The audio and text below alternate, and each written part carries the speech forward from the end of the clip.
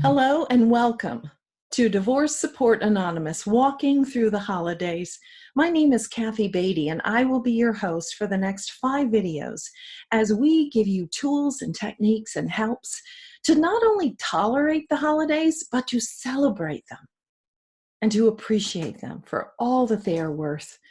I know many of you are considering this season to be one of dread because it's the first one after your divorce. I want you to know that there are ways in which you can manage through this season and make it one that you can enjoy and appreciate. I know I went through my own divorce over 20 years ago, and I remember that first holiday season. It was not easy. I wish I had then what I'm going to provide for you now. The key to getting through the holidays, appreciating the holidays, is to have a plan and to have structure to manage through it. So we're going to have 5 videos. One is how to prepare for Thanksgiving. The second is how to experience Thanksgiving. The third will be how to prepare and plan for Christmas. The fourth will be celebrating Christmas. And the fifth, my favorite, is going to be planning and experiencing the new year. It's coming, it's right around the bend. So we want to be prepared. So one of the main focuses that we're going to do through these next 5 videos is we're going to have a plan and we're going to have structure. Now, they're not going to be strict and confining. They are simply going to be structure to guide you through these holidays so that you're not floundering out there and not wondering what you should be doing with yourself. By having an intentional plan and mindset, you're going to get through the holidays and you're going to enjoy the holidays. I know there are times when there will be sadness. You'll allow for that. In fact, you will plan on it. You will plan on being sabotaged by grief periodically throughout these holidays. That's going to happen.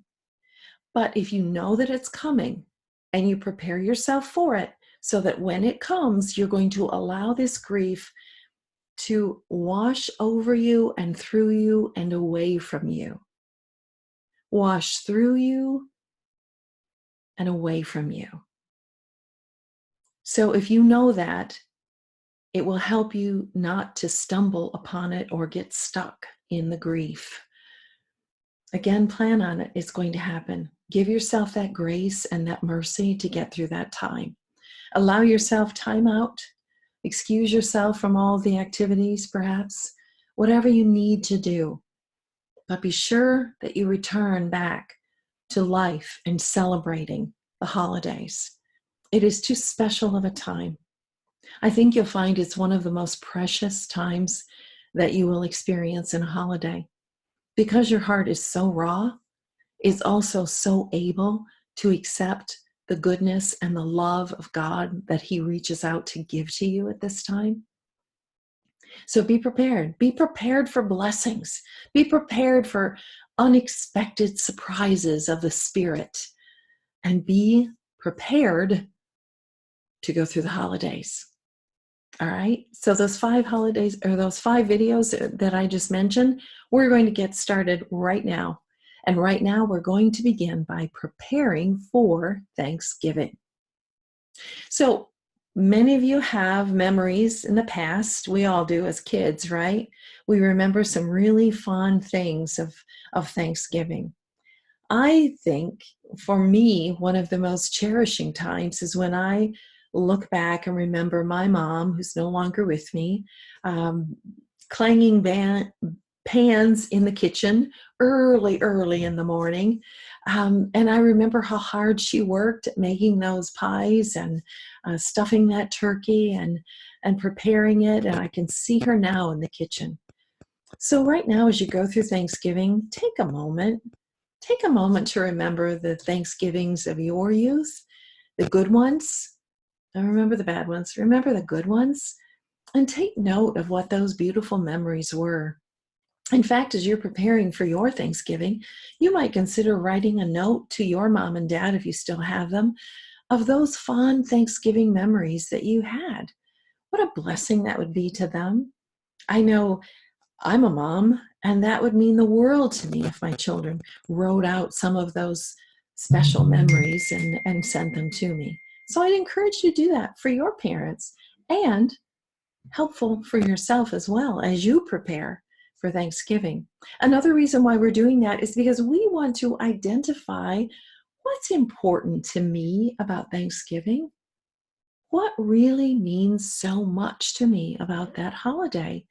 Maybe it is the food. Maybe it is traditions. Maybe it's the football game and the family. Or maybe it's the kids dressing up as um, pilgrims. Whatever it might be. What are those special things that make it a good Thanksgiving for you? Because what we want to do is we want to make it clear in our mind of what's really important to us so that we're not using all of our energy on all the things that really don't matter. Maybe you don't like pumpkin pie after all, and you made it simply out of tradition and no one really ate it. Kind of like the family fruitcake, right? Everyone makes it, nobody eats it. So this is a time not only to decide what is the ideal Thanksgiving for you, but what is not important to you. And those things, right now, you can give yourself permission to let them go. Now, if they're important to the kids, it's another thing. And you could work that out and have conversations with them. But for you to identify what really means Thanksgiving to me, it is those traditions, whatever they might be, that are special to you. So once you've established those, then you can decide, okay, now how do I revise this? How do I revise the football game when all of my in-laws came over and watched football? Well, maybe there's some friends you can invite over for football. Or maybe you go somewhere else and watch the football game. Again, first we have to know what's important to us, and then we can work on revising it and making it under the control of what we have control of, right? We can't control the in-laws now. We can't control a lot of things in our life. So we need to focus on what's important to us and what can we control. And consider what's important to the children and what can you control for the children. I wish you could bring their other parent back and have that beautiful family setting, but that's not within your control. So it's important to know that so you don't waste time and energy on it. We're going to focus on what can I control and what's important to me. And then we're going to write them down. We're not just going to simply think about them for a few moments in our head. We're going to write them down because this is going to help us plan and prepare for the holiday. So hopefully you have some pen and paper nearby, a notebook, a journal where you can begin writing out the plans that you have. So start it now. Find that journal. And as you're going to, you could be preparing a gratitude journal. This may be something that is therapeutic for you or something for the children. I know one idea that I really love is if you find that you're going to be alone or have a lot of extra time preparing for Thanksgiving, that you sit down and you write a letter to your children individually and telling them what is so special about them that you are thankful for. This is a way that you can contribute and bless their lives at a very difficult time for them. So use the time, get the stationery, the special stationery, or just a plain piece of paper. Write out what's special to them. Write out what you are thankful for them. So if you don't have time when you're preparing, it's something you can consider when you're experiencing your Thanksgiving. Okay, so let's talk about what's important to you and giving yourself, I mentioned how important it is that you give yourself time to mourn if you need to and excuse yourself. Allow that to be there because it's going to come and I don't want it to surprise you. And when it does come, you can say, yep, I knew this was coming. I'm going to allow it. I'm not going to squelch it. I'm not going to stop it. I'm going to allow it to pass through me because this grief helps us heal. We need this grief. It's healthy. It's a way that our bodies and our minds and our spirit can begin to heal. So let that wash over you. when you're making the plans, think about how this is going to affect the children. What are the plans? What are the arrangements that you have made with your former spouse about this holiday? Is it your holiday? Is it his holiday? Is your Thanksgiving going to be the day after Thanksgiving? If so, then you can prepare a very special day for the day after Thanksgiving. I know it's Thursday in November, but it doesn't have to be. You can be creative. You can make your own traditions. Now's the time you can bring in the old of what's important, but also begin some new traditions. And realizing that this is a time to be grateful, to still our minds and our hearts, to let go of all of the things that we don't have and look at the things that we have, accepting those and thanking God for them. Because when we are grateful, we make the world a much bigger place. And it's a more lovely place for you to be, a more lovely space for you to be. So be grateful. Realize this Thanksgiving is a time for you to really understand gratitude in a different light, in a different way than you've ever understood it before. I know it's going to be different. I know there will be sad times, but it doesn't have to be all sad. There can be some beautiful memories created today as you prepare for Thanksgiving. And next year, you will have established some new traditions. It won't be your first Thanksgiving after divorce. In fact, the good news is this is the last time you have to have your first time Thanksgiving after divorce, if that makes sense. So it's all about perspective, isn't it?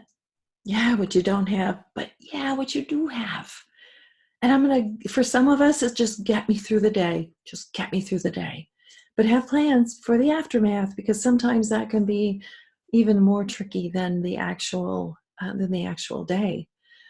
So let me summarize. Have a plan. Doesn't have to be a rigid plan. You don't even have to stick to the plan, but you have to have a plan, because this plan is going to help you move through every one of the holidays. We're starting with Thanksgiving. We'll talk about Christmas and New Year's coming up. Have a plan. Write out what is important to you. Realize what's not important to you. That if you never saw another pumpkin pie again, it would never hurt your feelings. Or if you never stuffed a turkey again, it would never hurt your feelings. Keeping in mind the sensitivities of your children. But this holiday can be special and new and unique, and it can be a good one. It's not one to just tolerate and muddle through. It's one to embrace and say, God, I know this is different. I know this hurts so deeply, but you have not forgotten me. God never divorces you. He never divorces you. When you are his child, he keeps you. He maintains you. He loves you. He created you. I'll never leave you or forsake you, he says. So look at what there is to be thankful for. And if you're not a church or spiritual person, explore that. Find your scriptures. Start in the book of John. Figure out, who is this Jesus anyway that so many people are thankful for? What does he have for me in this time of Thanksgiving when I feel such incredibly deep need? I promise you that if you will seek him, you will find him. He will make himself relevant. He will make himself known through this Thanksgiving season. What a beautiful time it can be. Different, but beautiful. So plan your Thanksgiving. Get busy. Time's passing. Calendars are whipping through all too quickly. Before you know it, we'll be going on to Christmas. But first, our next video, we're going to talk about actually experiencing Thanksgiving, looking back at those plans and making them a reality. Until then, we'll see you next video. and catch up with you then with more tips and tools. This is Kathy Beatty with Divorce Support Anonymous. Connect with me there, and you can see all the resources that are available to you to get through the holidays.